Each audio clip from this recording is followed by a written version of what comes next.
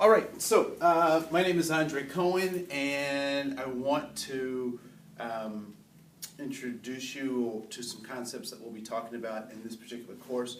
And if you're not a part of the course and you're watching this either on YouTube or via our other stream media, you can just follow along. Some of the concepts will certainly make sense to you. We will be posting the notes associated with this particular conversation on our website, and you can go to andrecohen.com to see those things. So I will be using the whiteboard, I'll be using the text, I'll be using some of my notes, so if you see me kind of looking around, grabbing things, that's what I'm doing, and it's part of the method to my madness. So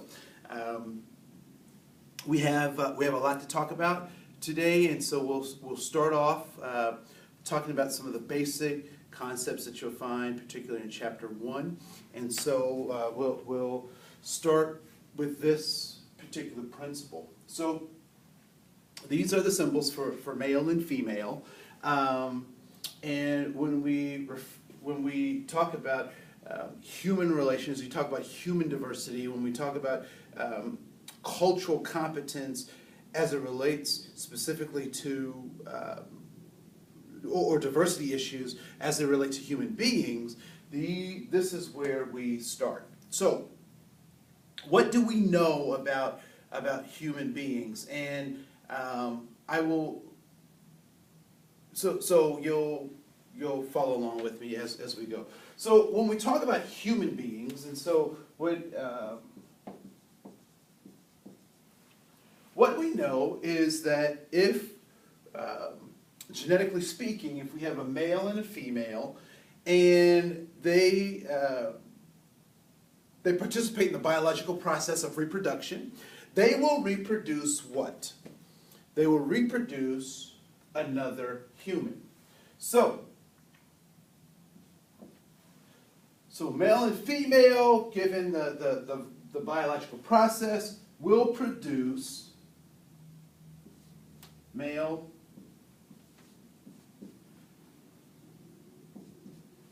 we'll just do it like that, right? So they will produce male or female, give or take, right? So they'll either produce a male or female what? Human being. So if I have a person from South Africa and I have a person from China and they participate in this biological process, what will they produce? They will produce a human being.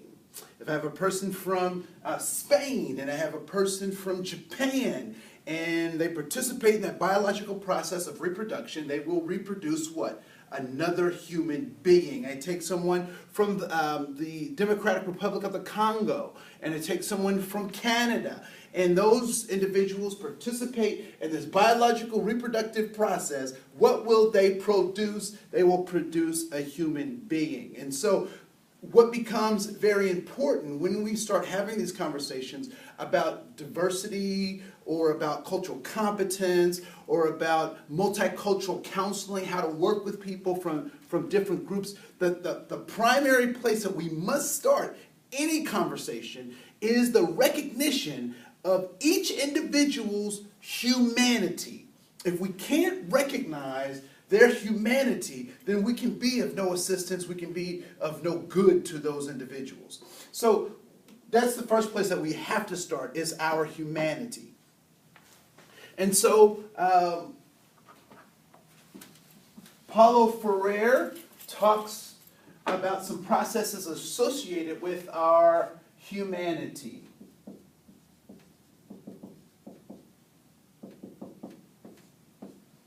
Right? So humanity, to be human. So what does it mean to be human? Well, there are lots of philosophers, lots of historians, anthropologists, biologists that have really worked to try to define what it means to be human. To the best of our knowledge, what we understand about what it means to be human is is some very basic things, right? So human beings have the ability, above other animals in the animal kingdom, to have metacognition, which means that we have the ability to think about thinking.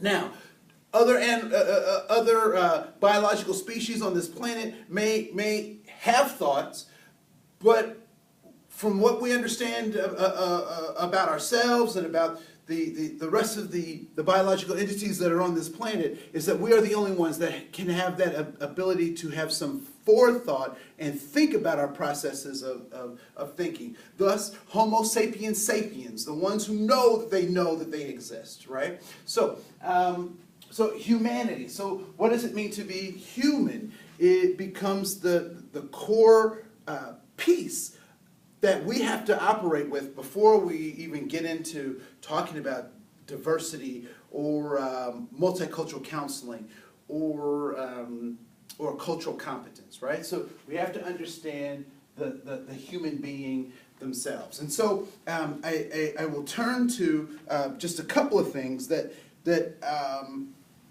a friend of mine, Dr. Jason Campbell, and I call him a friend because I've been reading his stuff and I've been watching his stuff, and this man is absolutely on point and on fire. And so Dr. Jason Campbell has a number of YouTube videos, and actually I'll include those in the link. He's done some very in-depth studies on a number of great philosophers, and one of which is an educational philosopher by the name of Paulo Freire, or Paulo Freire. And that's P-A-U-L-O-F-R-E-E-R-E. So Paulo Freire. And Paulo wrote this book titled The Pedagogy of the Oppressed. What we know about pedagogy is that pedagogy is the process of teaching, the engagement of the learner in this process of teaching. Pedagogy, the methods used to train or to teach individuals a particular thing. And so in this book, The Pedagogy of the Oppressed, what Paulo Freire offers us is a definition or a way of thinking about why the oppressed are oppressed, and it is his belief that they are taught to be so. I've done a number of workshops on poverty and privilege, poverty and wealth, and one of the things that consistently comes up in those trainings is the fact that rich people are taught to be rich and poor people are taught to be poor, both by systems as well as by the individuals that they find themselves around. And so Paulo Freire talks about the pedagogy of the oppressed. And so how is it that the oppressed are taught to be so? And so one of the things that comes up in Jason Campbell's lectures, as well as what Paulo Freire is offering, is that there are some deep needs of the human spirit, of what it means to be human. And so one of the things that they talk about is that humans, or the process of being human, humanity, is to seek for freedom and justice.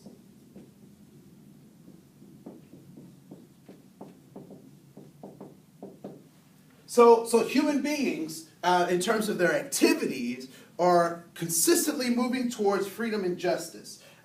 They struggle to recover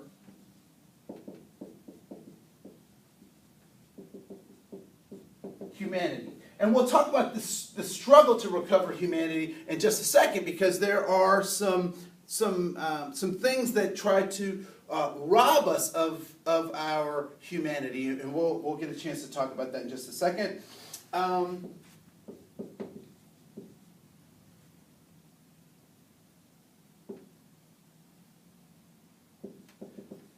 So Dr. Campbell also talks about the emancipation of labor. So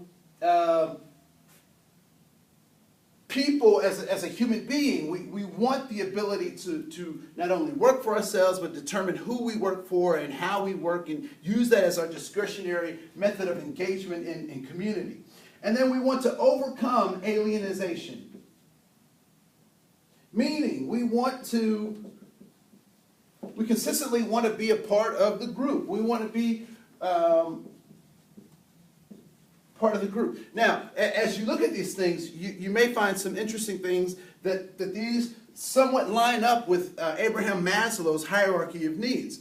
And you will also find that Alfred Adler talks about these things as well. And so we'll get to those as well. And then lastly, affirmation of the individual. And so Paulo Freire says that this is true and authentic humanity. The fight for freedom and justice. If you ask any kid, one of the things that young people are always striving for is this sense of justice. If they don't feel that they're getting justice, they will say, I don't want to do that because this is not fair. And so we're constantly striving for this justice. And then freedom, the ability to do what one wills, when one wants, or the ability to make choices based on one's goals as opposed to being dictated to or participating in an authoritarian system. We typically are seeking freedom. All too often we are seeking to recover our humanity, and we'll talk about this concept in just a second, this recovery of humanity, because, well, we'll talk about that. And then there's the emancipation of labor, that people want the ability to make choices about how they show up in the world, right? So we'll erase all of that stuff, and we'll get to, I'm going to leave that recovery of humanity right there. I'm going to go back and draw our graph or our symbols.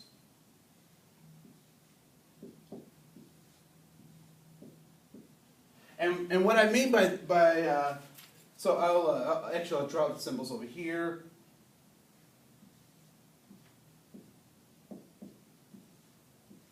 So male plus female biologically equals a male or female, right? So human plus human equals human, right? Human plus human equals human. So Paulo Freire says that those examples that I just gave you is what it means to be human, or some of the motivations of human beings. And the one that I wanted to kind of hang my hat on was this recover their humanity. So people are constantly trying to recover their humanity.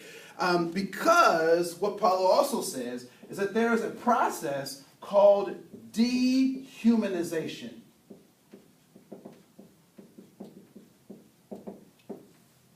And dehumanization, if you look at the word, you all obviously see de, which means less. The shun is about a process, so it's the process of deconstructing human beings, or the process of breaking down human beings. And so one of the things that so here are the 5 things that Paulo Freire offers that are a part of the process of breaking down humanity.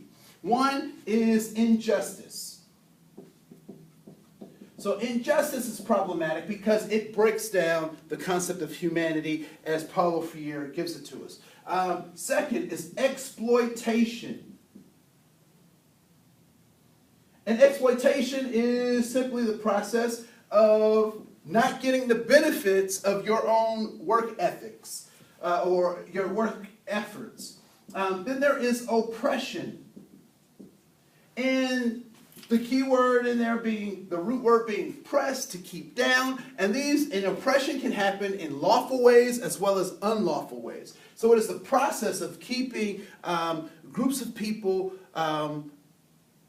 oppressed, keeping them subservient, not letting them live to their fullest potential. The fourth way that dehumanization, of this process of dehumanization happens, is through the use of violence and the fear of violence, right? So violence and the fear of violence. And dehumanization typically happens to those who believe that their humanity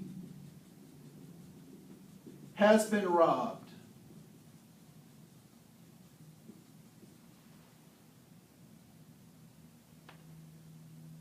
And number 6, the other part of this dehumanization process is that those who have been robbed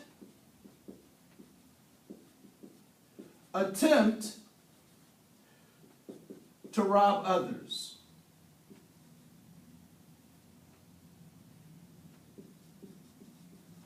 So this becomes a system that is self-perpetuating, right? So injustice is knowing what the rules are, playing by the rules, but the rules not falling in your favor, although they're supposed to.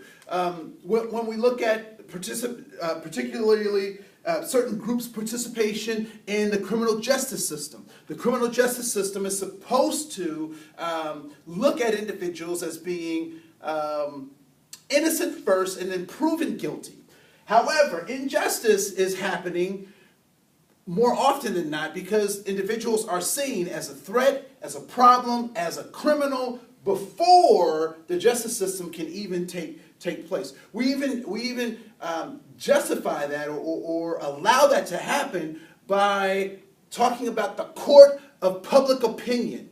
That someone in the media or in the blogosphere or on Twitter can be found guilty by those slacktivists, if you will. They can be found guilty before the courts have even assigned guilt or innocence, right?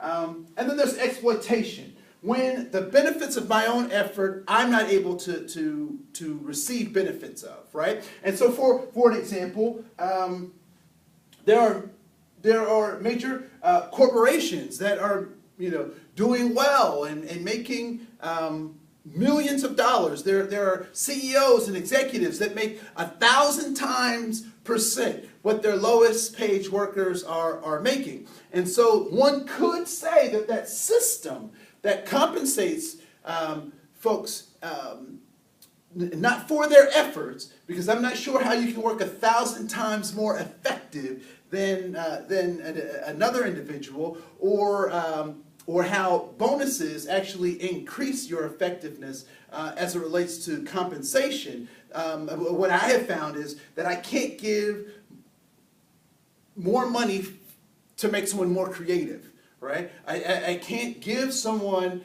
money as the only motivator for innovation.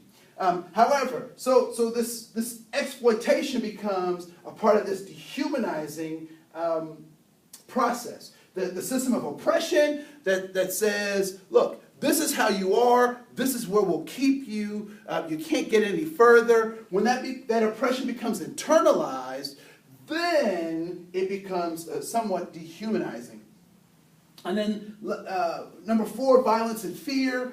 That this fear of violence, because sometimes it's not even the act of violence itself, but it is the thought of the violence or the fear that is associated with the violence that actually dehumanizes folks. And so when humanity is robbed, when people think that they are robbed by their humanity, if I am not human, what am I? All right? And if I'm not human and I am an animal, then, we'll use teenage logic. Teenage logic says, if you accuse me of doing something, then I may as well do it.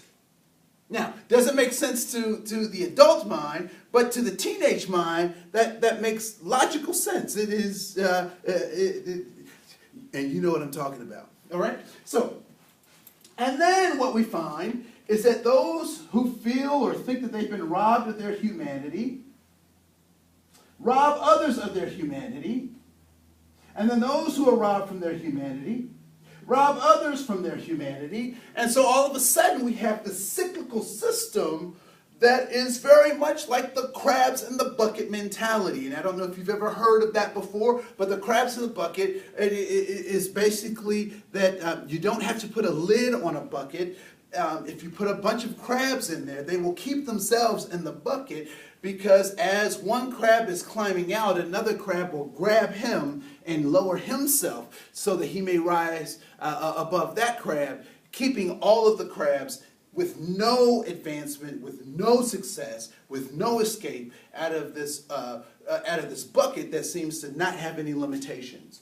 And so we have these 6 factors that contribute to the dehumanization of individuals. Now, let's go back to the fact that human beings are always trying to recover their humanity. They're always trying to recover their humanity.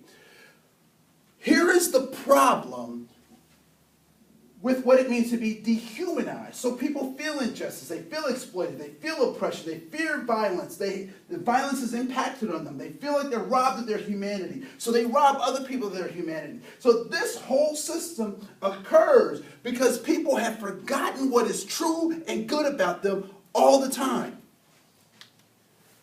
Human being plus human being equals human being. Human being plus human being equals human being. Which means that although injustice is happening to me, although exploitation is happening to me, although oppression is happening to me, although violence is happening to me, although the fear of violence is happening to me, although I feel like I've been robbed of my humanity, although I feel like I've robbed someone of their humanity, or someone's trying to rob me of my humanity, what is constantly true in every one of these situations? That human plus human equals human. And so even though there is this dehumanization process, no matter what, I am still human. I'm human, right? So even though there are lawful and unlawful laws that are designed to oppress me and make me not feel human, the truth is I'm still human. Now, the paradox is that the attempt to dehumanize someone only solidifies their humanity. So the fact that someone says, I hate you, that only solidifies the fact that they care about me. Because the opposite of love is not hate. The opposite of love is not caring at all. And so if we have a system that is constantly working to dehumanize someone, all it does, or groups of people, all it does is greater affirm their humanity. So why is it that this dehumanization process is in place? One of the tricks of this whole process, why does injustice happen? Why does exploitation happen? Why does oppression happen? Why does violence happen? Why do people do things poorly in their own neighborhood? Why do they rob from people in their own neighborhoods? Why do they burn down things in their own neighborhoods? Because they've succumbed to this process of dehumanization, and they have laid down their humanity.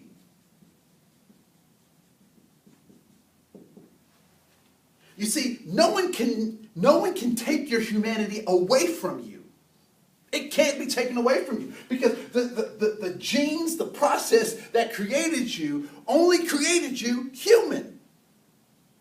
However, I have a choice to disconnect myself from my humanity. I could say the injustices that I face, they are treating me as though I am not human, therefore I am not going to act human. And so when we see this breakdown between humanity and the human being, we understand that this is a process where choices are being made. People have fallen for the illusion that dehumanization has happened. Now, here is the twist to all of this. That once this process of dehumanization is engaged, once you enter into the gates of this dehumanization process, the only way that these 6 things maintain their trueness, maintain their hold on your reality, is if you believe them and act according to these things. right? So there's a simulation that I oftentimes do with my classes, with my workshops, and what I will do is I'll set up a system that exploits some and is unjust and has oppression, and there's some violence or fear of violence as a part of this this exchange. And so people get cards and they get chips, and they're desperate amounts. So some groups get a lot of resources, some groups don't get hardly any resources, and some groups get a middle-sized group of resources. And then I treat the ones with lots of resources really well, and I treat the ones with almost no resources, I treat them really bad. And then I treat the folks in the middle, I treat them, respectfully, right? So I set the scenario up, and they play the game, and as they're playing the game, people start to notice the injustice, the exploitation, the oppression, and the violence, and they play the game. And so after about 45 minutes, we end the game, we sit down, and we have conversations, we deconstruct what has happened in the game. And this is one of the questions that I ask when we deconstruct the game, when we're debriefing the game. And then I asked him, did you notice the injustice? Did you notice the exploitation? Did you notice the oppression? Did you notice the violence? Did you notice how I was treating some people respectfully and others not respectfully? Did you see how you started to act towards one another given the constraints that I had given you? And they said, yeah. And so I said, so what made this activity work? And some people said, because I had more chips. Other people will say, because I wanted to win. Other folks will say, because this is the thing that we're supposed to be doing at this time. And I smile at them, and I laugh, and I said, all of those are great answers, but the only reason that this activity worked, the only reason that dehumanization works, is because you participate in it.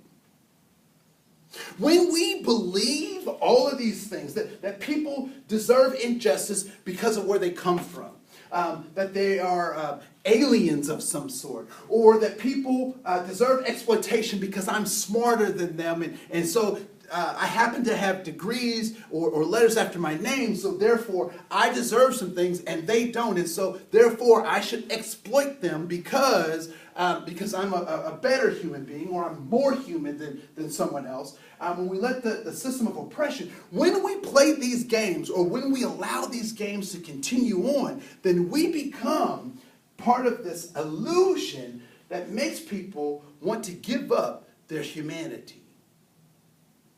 Because I am always born human, but I can make the decision to lay my humanity down, particularly when all of these things are stacked up against me.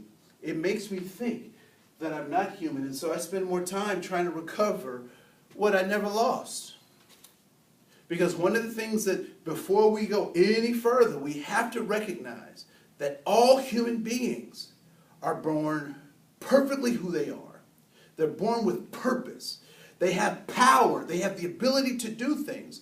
And as helpers, it is our job to try to figure out what that purpose is, to help them find the purpose or decide what the purpose is. It is our responsibility to engage them in such a way that they're able to maintain their humanity in everything that they do.